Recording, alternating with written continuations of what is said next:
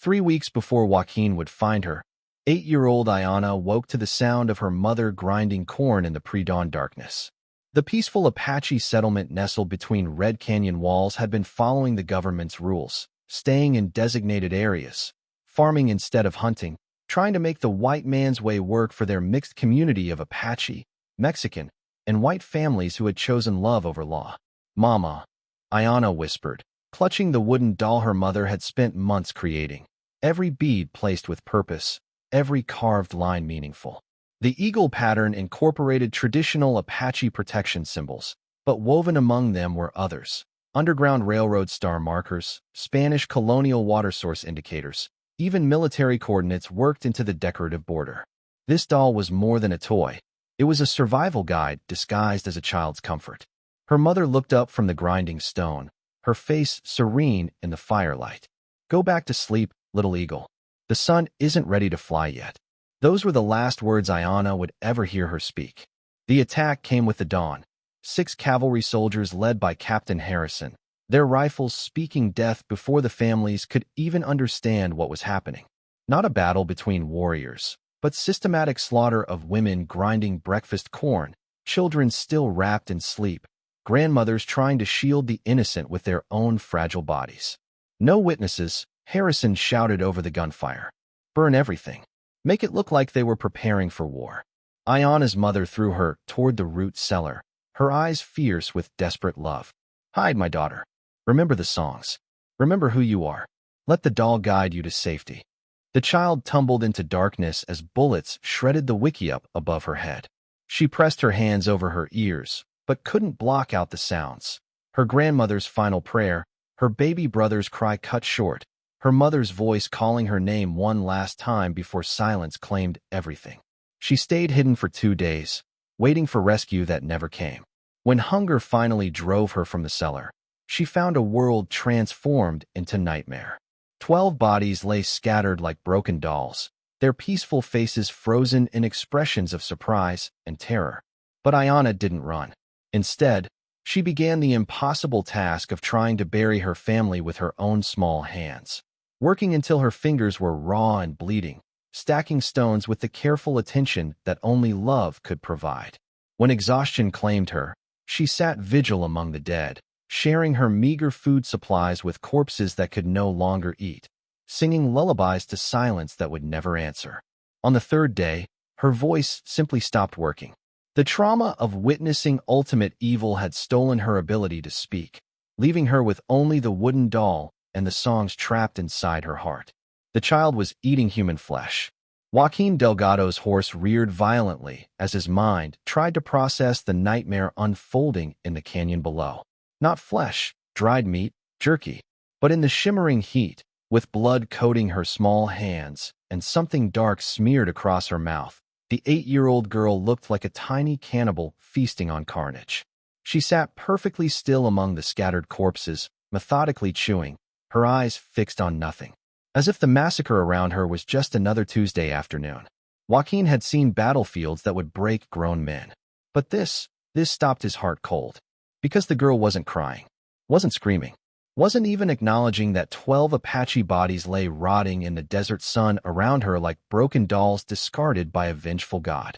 She was humming, a soft, lilting melody that drifted up from the charnel house canyon like the voice of madness itself.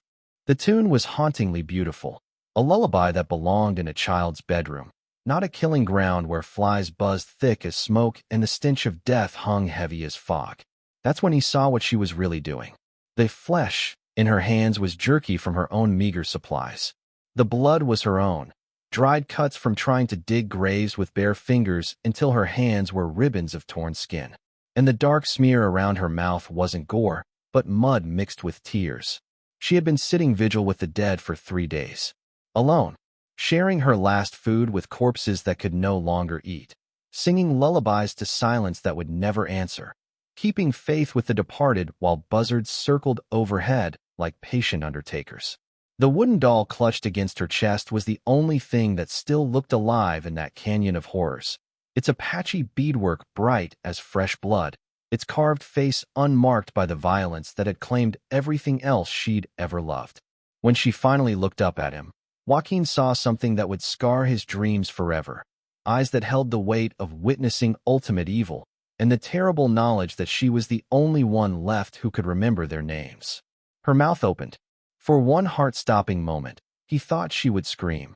Finally, mercifully release the agony trapped inside her small body. Instead, no sound emerged. Whatever she had seen had stolen her voice as surely as if someone had cut out her tongue. In her silence, Joaquin heard his own buried shame echoing like thunder. The Apache blood he'd denied, the people he'd failed to protect, the culture he'd abandoned to survive in the white man's world. This broken child surrounded by the dead was his judgment day made flesh, and she was waiting to see whether he would choose salvation or damnation when it mattered most. He swung down from his horse, knowing that whatever happened next would define not just her fate, but his own soul's destination for eternity.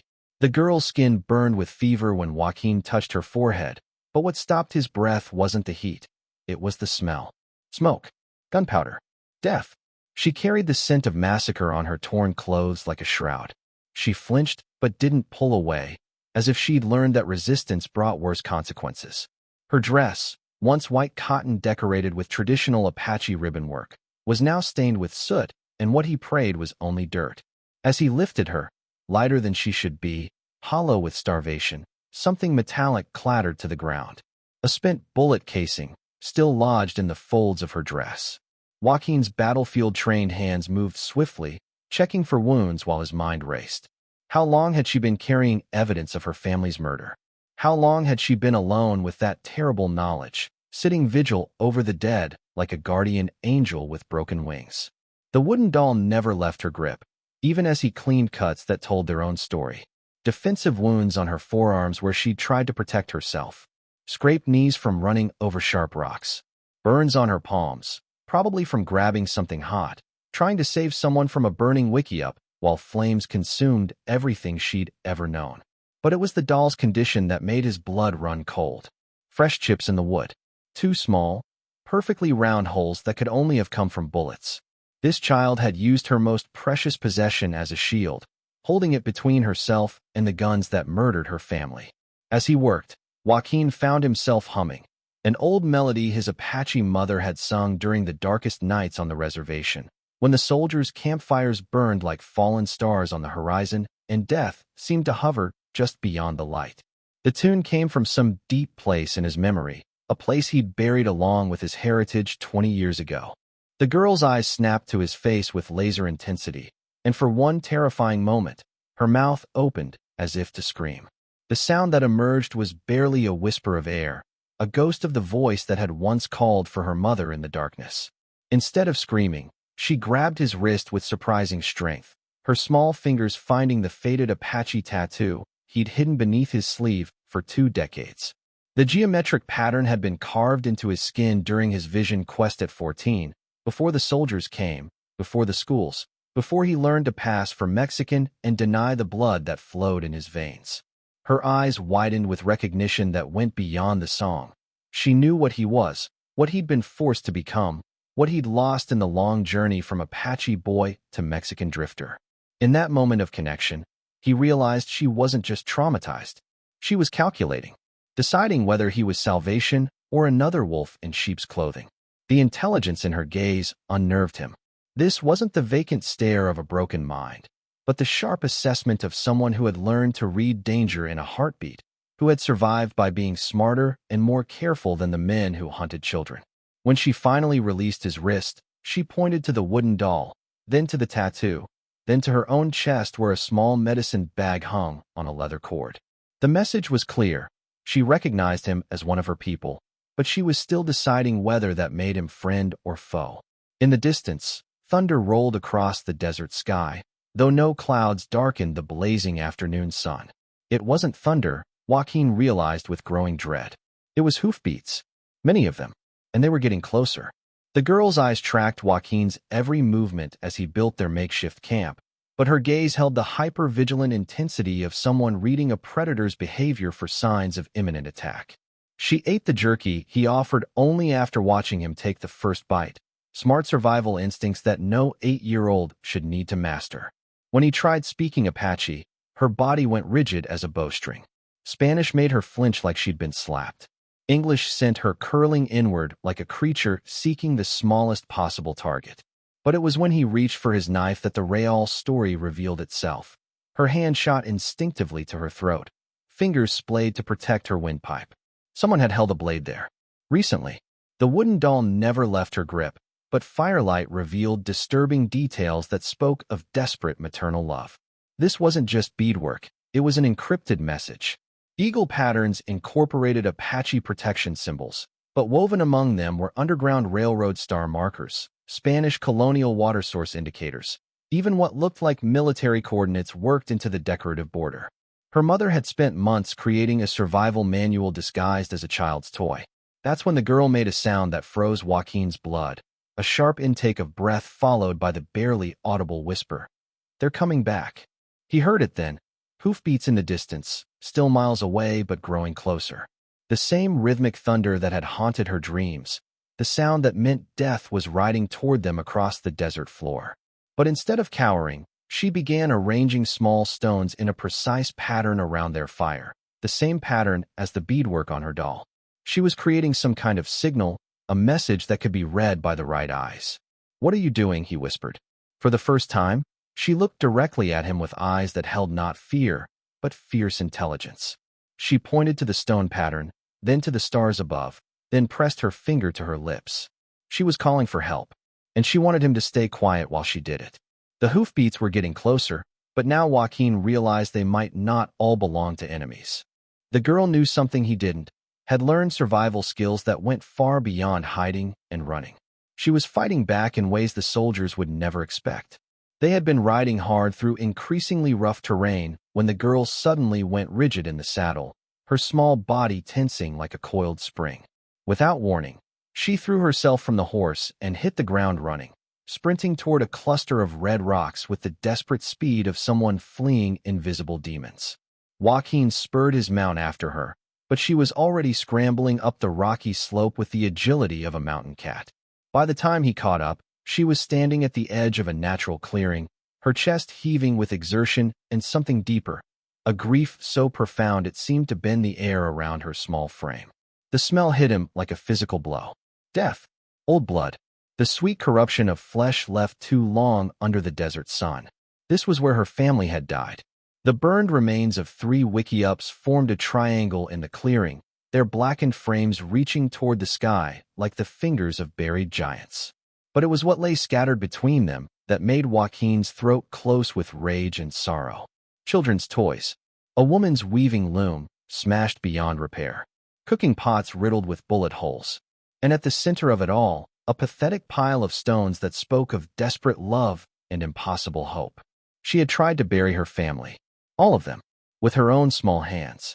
"Mama's here," she whispered, and the words seemed to tear something loose in her chest. "And grandmother. And my little brother who was just learning to walk." She knelt beside the stone cairn, and for the first time since he'd found her, she spoke in full sentences, her voice growing stronger with each word. "I tried to wake you when the shooting started, but there was so much smoke and the horses were screaming and the men were laughing while they—" She stopped, swallowed hard, then continued with heartbreaking precision. "I hid in the root cellar like you taught me. I stayed there for 2 days, waiting for you to come get me. But you never came." Joaquin knelt beside her, his own eyes burning with unshed tears. But as she spoke to the spirits of her dead family, he noticed something that made his blood freeze. Fresh horse tracks, recent enough that he could still see the individual shoe marks in the dust. Someone else had been here in the past day or two, and they hadn't come to pay respects. The carefully stacked stones had been disturbed, scattered as if someone had been searching through the makeshift graves for evidence that needed to be destroyed. "We have to go," he said urgently. But she was already standing, her moment of communion with the dead transforming her from grieving child into something harder and more dangerous. "They came back," she said, her voice deadly calm as she studied the disturbed burial site. "They're afraid of what I remember, what I can tell people." She picked up a small object from among the scattered stones, a brass button that had been torn from a cavalry uniform during the attack. Evidence. Proof. The kind of thing that could hang men if it reached the right hands. "Good," she said, tucking the button into her medicine pouch with fierce satisfaction. Let them be afraid. The transformation was complete. She was no longer a victim to be protected. She was a warrior preparing for battle. The dust cloud appeared on the eastern horizon just after dawn, a golden banner against the blood-red sky that spoke of riders pushing their horses hard across the desert floor. Even from 3 miles away, Joaquin could make out the glint of military brass catching the early sunlight and the disciplined formation that marked professional soldiers rather than casual travelers. 6 riders in cavalry blue, their horses lathered with sweat despite the cool morning air, moving with the purposeful intensity of hunting hounds following a scent trail. At their head rode a man whose bearing screamed officer even at this distance, straight-backed in the saddle, one hand resting casually on his sword hilt as if violence were simply another tool of his trade. The girl saw them too, and the color drained from her face so quickly that Joaquin thought she might faint. She pressed herself against the red rocks as if trying to become part of the stone itself, her breathing shallow and rapid like a rabbit that has spotted a circling hawk. Her silence took on a different quality now, not the absence of speech born from trauma, but the desperate quiet of prey trying to escape notice by predators whose senses were tuned to detect the slightest movement. "Buffalo soldiers," Joaquin muttered, recognizing the distinctive campaign hats and the way they rode in a modified diamond formation designed for hostile territory. The 10th Cavalry had been patrolling this region for months now, and their reputation for ruthless efficiency preceded them like a dark shadow. The girl grabbed his arm with hands that trembled like leaves in a high wind, her eyes pleading with him in a way that words never could have managed.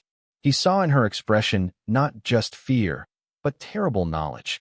She had seen these specific men before, had watched them work, had hidden while they did things that would haunt her dreams for the rest of her life, however long or short that might be. "Captain Harrison," she whispered, and the name fell from her lips like a curse. He was the one who gave the orders. He told them to burn everything, to make sure there were no witnesses left to tell stories. The riders would reach their position within the hour if they continued on their current course. Joaquin could surrender the girl, claim he'd found her wandering alone, and wash his hands of responsibility. It would be the smart choice, the safe choice. But as he looked into her eyes and saw his own buried heritage reflected there, he knew that some choices could only be made once. Instead of surrendering, he helped her gather their belongings, knowing that he was about to become a fugitive from the very army that had once been his brotherhood. The ancient petroglyphs seemed to pulse with life in the firelight, but the girl wasn't studying them with academic curiosity. She was reading them with the desperate urgency of someone decoding a survival manual. Her fingers traced specific symbols with reverent precision, following patterns that seemed to tell a story only she could understand. Suddenly, she grabbed Joaquin's hand and pressed it against one particular carving, lines that looked less like pictures and more like musical notation frozen in stone. Her mouth opened and closed repeatedly, forming silent shapes that might have been words or song, her frustration growing more visible with each failed attempt. That's when he heard it, not with his ears, but with something deeper. The melody his Apache mother had hummed during the darkest reservation nights, the same tune that had haunted his dreams for 20 years. But now he could see it carved in stone, preserved by hands that had worked with loving desperation to save something precious from extinction. Shash Bijad, the ceremonial chant that called ancestral spirits to protect lost children. "Your mother taught you this," he said, and she nodded so frantically that her whole body shook with the effort. The sound of hoofbeats in the distance, closer now, definitely closer, made them both freeze. But instead of panic, he saw calculation in her eyes. She was timing something, waiting for the right moment. Joaquin closed his eyes and let the ancient words flow. "Little eagle, spread your wings, your mother's love surrounds you." The effect was immediate and miraculous. Her collapsed grief transformed into something else as the song awakened not just memory but power. Her lips began moving in perfect synchronization with his words, and gradually, like dawn breaking over mountains, sound began to emerge. Not words yet, but breath shaped by melody. The song was calling her voice back from whatever dark place trauma had hidden it. But their breakthrough shattered as cavalry whistles cut through the night, sharp, urgent signals that meant the hunters had found their prey. The girl heard them too, but instead of cowering, she stood slowly and looked directly at him with eyes that blazed with newfound determination. "Now they'll hear me sing," she whispered, and her voice, though still fragile, carried the promise of thunder. The soldiers found their trail just after noon when the desert sun had turned the canyon into a furnace that shimmered with heat mirages and false promises. Captain Harrison's voice carried clearly across the stone walls as his men spread out in a practiced pattern designed to cut off all possible escape routes. "We know you're here, Delgado. We found your tracks, and we know you have the girl. Don't make this harder than it has to be. We just want to have a conversation with her."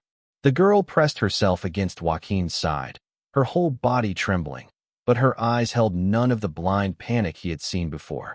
Instead, there was calculation there, the cold assessment of someone who had learned to think tactically about survival. "She's just a child," Joaquin called back. "What could an 8-year-old girl possibly have done?" Harrison's laugh was dry as desert wind. "She's a witness, Delgado. There was an incident at the Apache settlement. Some of the warriors got out of line, started threatening supply wagons. We had to respond with appropriate force." The lie came so smoothly that Joaquin almost believed it himself. But he had seen the burial ground, had counted the small graves, had smelled the lingering smoke of burned food stores that proved this had been no battle. "You mean she saw you murder her family in their sleep?" Joaquin said loud enough for all the soldiers to hear. The answering gunshot splintered rock inches from his head. The talking was over. As bullets began to whine off the canyon walls, the girl pressed her wooden doll into his hands one more time. But this gesture was different, not a sharing of trust, but the solemn passing of responsibility from one generation to the next. "No," Joaquin said firmly, pressing the doll back into her arms. "We're getting out of this together." But even as he spoke, he could feel their tactical situation collapsing. Harrison's men had positioned themselves with professional skill, covering every escape route. This wasn't desperate improvisation. It was the methodical execution of a plan rehearsed many times before. The girl seemed to understand better than he did. She peered out at the soldiers' positions with analytical precision, calculating moves and countermoves with cold tactical intelligence. When she turned back to him, her expression held a resolution that chilled him to the bone. She was going to do something desperate, something that would give him a chance to escape and tell their story, even if it cost her everything. Pinned down behind the rocks with bullets whining overhead and the desert sun turning their stone shelter into an oven, Joaquin faced the impossible arithmetic of survival. 6 professional soldiers with superior position and unlimited ammunition against one man and a traumatized child. The smart play was surrender, throw down his weapons, and hope military justice would prevail over expedience. But the girl made the choice for him. She stood up slowly, her wooden doll clutched against her chest like armor made of memory and love, and began walking toward the soldier's position. Not the hesitant shuffle of a frightened child, but the measured pace of someone approaching a sacred duty. Her small figure in the torn and blood-stained dress looked impossibly fragile against the harsh landscape. Yet there was something in her bearing that commanded attention, a dignity forged in fire and tempered by unthinkable loss. "No," Joaquin lunged after her, but her steady gaze stopped him cold. For the first time since he'd found her in that canyon of corpses, she looked truly at peace, not empty or broken, but resolved with the terrible clarity that comes when someone has found a purpose worth dying for. She was going to sacrifice herself to save him, repeating the pattern of love and loss that had defined her short life. Captain Harrison emerged from cover, his rifle trained on her, but his finger eased back from the trigger. Even a man hardened by frontier warfare hesitated to gun down an unarmed child walking toward him with the fearless grace of someone who had already made peace with death.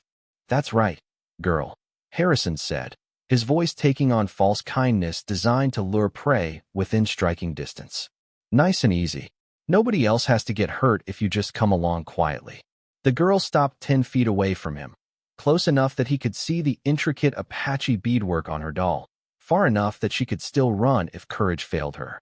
Her lips moved silently for a moment, as if rehearsing words that had been trapped in her throat for weeks. "Pretty toy," Harrison said with casual dismissiveness, nodding toward the wooden figure. Your savage mother make that before we taught her some civilized manners.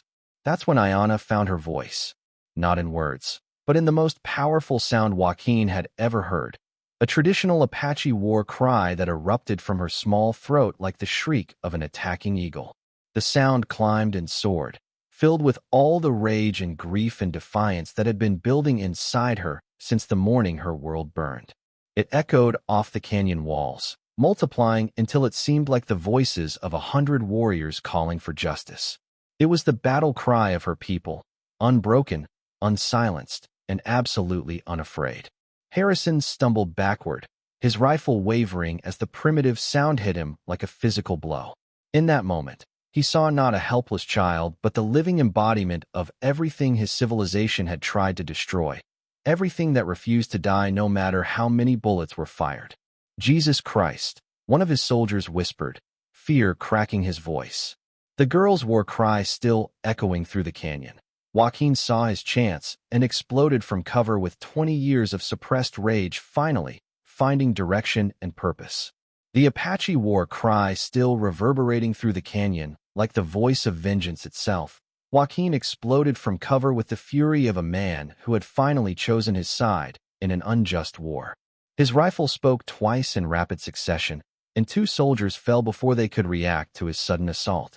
Harrison spun toward him, but the girl was faster than any of them had imagined possible. Still screaming her defiant cry, she threw herself at the captain's legs with the desperate strength of someone who had nothing left to lose, sending him stumbling backward as his shot went wide. You want to know what she saw? Joaquin roared as he wrestled Harrison's rifle away from him. Tell them how you killed women grinding corn. Tell them how you shot children hiding behind their grandmothers. It was war. Harrison gasped, his face twisted with rage and fear.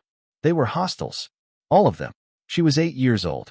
The remaining soldiers had taken cover, unwilling to risk hitting their captain. But Joaquin could see them repositioning, trying to get clean shots that would end this before it could spread beyond the canyon walls. The girl had stopped screaming, but she hadn't retreated. She stood beside Joaquin like a small warrior, her wooden doll clutched in one hand while the other was balled into a tiny fist. The girl dies here, Harrison snarled, finally managing to draw his pistol. She can't be allowed to tell her lies to bleeding heart journalists. But his words cut off in a wet gurgle as an Apache arrow sprouted from his throat. Joaquin spun to see a dozen Apache warriors emerging from concealment among the rocks, their faces painted for war and their eyes burning with cold fire. Chief Nantan stepped forward, his weathered features grim with accumulated injustice. The child's cry reached our ears, he said in careful English. We came to see who had taught our daughter's daughter the old ways. The girl ran to him, and for the first time, Joaquin heard her speak clearly, not in English or Spanish, but in rapid Apache that poured from her throat like water from a broken dam. She was telling the old chief everything, about the massacre, about the soldiers' crimes, about the conspiracy to hide them from the world. Chief Nantan listened with the patience of someone who had heard too many such stories, his face growing darker with each revelation. When she finished, he placed a gentle hand on her head and spoke to her in soft tones reserved for beloved children. Then he turned to the surviving soldiers. You will go back to your fort, he said, his voice carrying authority earned through decades of war and diplomacy. You will tell them that the Apache remember everything, and you will tell them that we are still here. The soldiers looked at their dead captain, then at the ring of Apache warriors, and made the only choice survival allowed. They mounted their horses and rode away, carrying knowledge that some stories could not be silenced. 6 months later, Joaquin crested the familiar ridge as morning sun painted the canyon walls gold and rose. Behind him rode 3 Apache children whose families had been scattered by cavalry raids, 2 Mexican women whose husbands died defending refugees, and a Navajo medicine man who carried ancient songs in his memory like seeds waiting to bloom. Word had spread about a place where the lost found family, where silenced voices learned to sing again. Ayana spotted them from her lookout post and raised her hand in traditional Apache greeting. But it was her voice that reached them first, clear, strong, unafraid as she called welcome in 4 languages. See how she's grown, Chief Nantan said with unmistakable pride. She carries all the songs now, even ones we thought lost forever. The sanctuary housed 60 souls, vibrating with life. Children learning ancestral stories, women weaving traditional patterns, men carving tools that connected them to their heritage. Ayana ran to greet the newcomers, her wooden doll secure in her beaded sash alongside 3 new ones she'd carved. "The little ones are frightened," she told Joaquin quietly, gesturing toward 3 children who huddled like scared animals. "They saw their parents killed. They haven't spoken since." He watched her kneel beside them, voice gentle but certain as she began to sing. The same lullaby that had called her own voice from darkness. One by one, their breathing synchronized with her melody, rigid postures softening as music worked its ancient magic. "She does this every time," Nanton explained. "She knows exactly what they need because she's walked their path. She's become what her mother wanted, a bridge between silence and song." As evening filled the canyon with communal sounds, cooking fires, children's laughter, adults sharing stories, Joaquin reflected on his journey. He'd sold everything to supply this community, used his mixed heritage to negotiate with officials, slowly learning that old solutions created new problems. The military branded him a deserter, but he'd never felt more at peace. Late that night, Ayana climbed to his watch post overlooking the star-filled sky. "Do you think they'll come for us?" she asked. "They might try," he admitted honestly. "But we're not the same people they'd be hunting.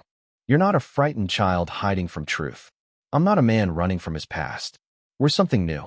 She smiled and began humming, not her mother's lullaby, but her own creation about broken pieces woven into something stronger than before.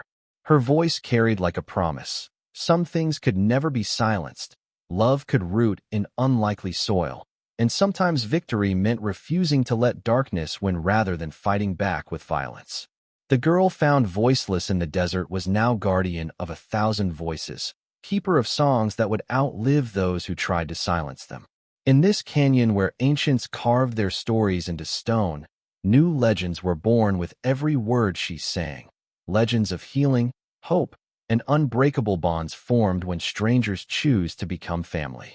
Love had won, not through vengeance, but through the revolutionary act of refusing to let another face darkness alone.